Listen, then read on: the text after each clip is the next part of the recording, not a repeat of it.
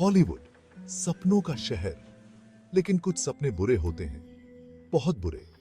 Hollywood डरावनी फिल्में बनाता है भूतों के बारे में। भूत असली हैं, वो तुम्हें डराना चाहते हैं। डरावनी फिल्में हमारे डर दिखाती हैं, वो हमें राज दिखाती हैं, डार्क सीक्रेट्स जो अंधेरे में छुपे हैं। अकेले मत देखो। द रिंग एक डरावनी फिल्म है। यह फिल्म अपने समय की सबसे डरावनी फिल्मों में से एक मानी जाती है। इसकी कहानी और निर्देशन ने दर्शकों को हिलाकर रख दिया था। यह एक श्रापित कैसेट के बारे में है। इस कैसेट को देखने के बाद दर्शक को एक फोन कॉल आता है जिसमें बताया जाता है कि वह 7 दिनों में मर जाएगा। गोर वर्बिंस्की ने इसे बनाया है।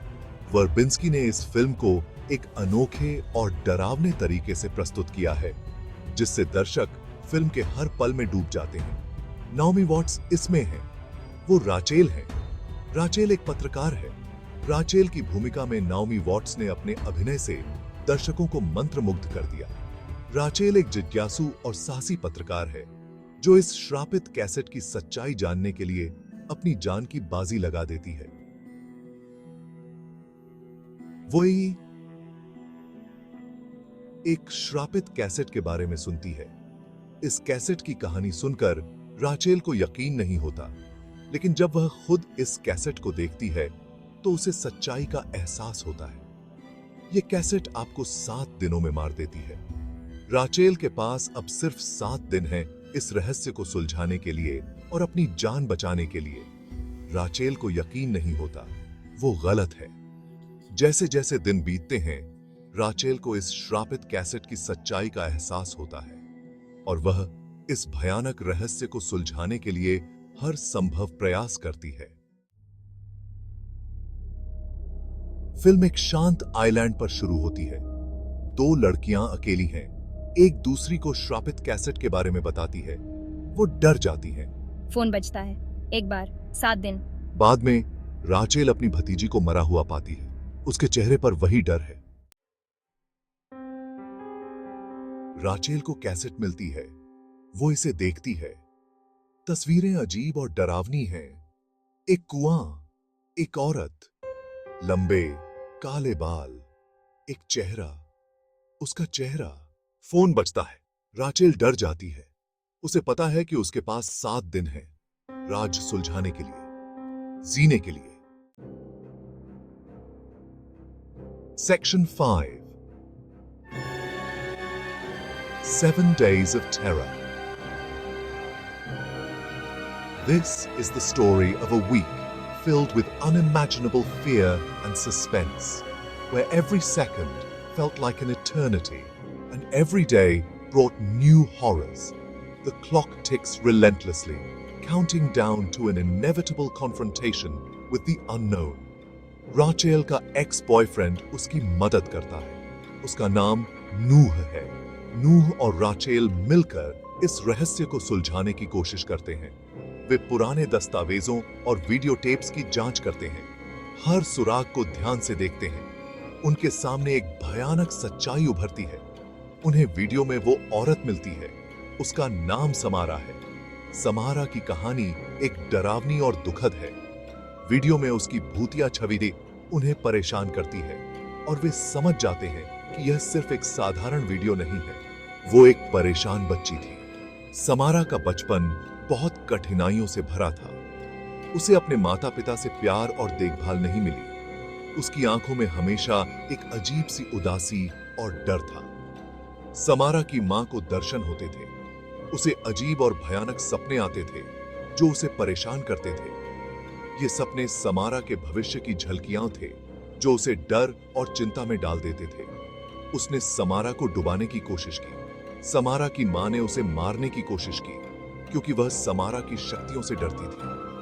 यह एक भयानक और दिल दहला देने वाला पल था, लेकिन समारा बहुत ताकतवर थी। वो बच गई। समारा ने अपनी ताकत और इच्छा शक्ति से खुद को बचाया। वह एक मजबूत और दृढ़ निश्चयी बच्ची थी जिसने अपने जीवन के लिए संघर्ष किया। Section 6 Samara's Wrath Unleashed. As the storm clouds gather and the night grows darker, the true extent of Samara's wrath begins to unfold. The haunted house stands as a silent witness to the horrors that are about to be unleashed, marking the beginning of a new chapter in this terrifying tale. Samara को एक कुएं में डाल दिया गया था। वो गुस्से में थी, वो बदला लेना चाहती थी। उसका गुस्सा कुएं में कैद था, कैसेट में कैद। जो भी कैसेट देखता है वो मुझे देखता है।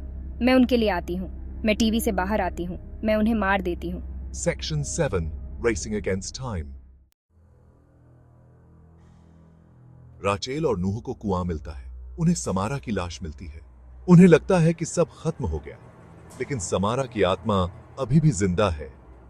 कैसेट में कैद। समय कम होता जा रहा है। राचेल के पास एक दिन से भी कम है। उसे समारा को रोकना होगा, लेकिन कैसे? राचेल को एक आइडिया आता है। उसे अचानक समझ में आता है कि शायद इस श्राप से छुटकारा पाने का एक तरीका हो सकता है।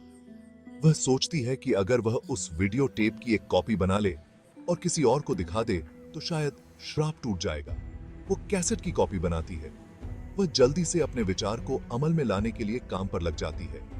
वह वीडियो टेप को डुप्लीकेट करती है, हर कदम को सावधानी से उठाते हुए, क्योंकि उसे पता है कि एक छोटी सी गलती भी भारी पड़ सकती है।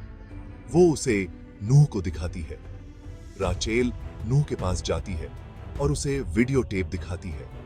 वह उसे बताती है कि यह टेप श्राप का कारण है और उसे इसे देखना चाहिए ताकि वह समझ सके कि क्या हो रहा है।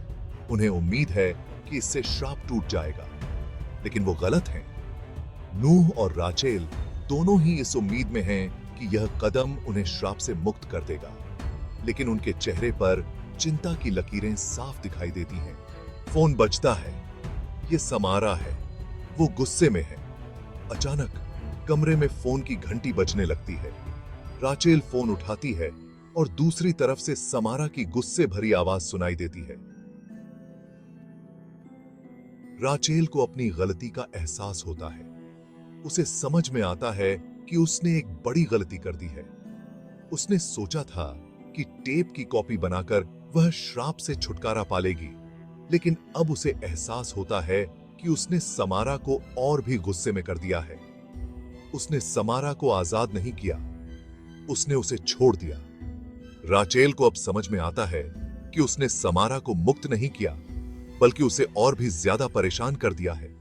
समारा की आत्मा अब और भी ज्यादा भटक रही है और राचेल को इसका खामियाजा भुगतना पड़ेगा। समारा टीवी से बाहर आती है।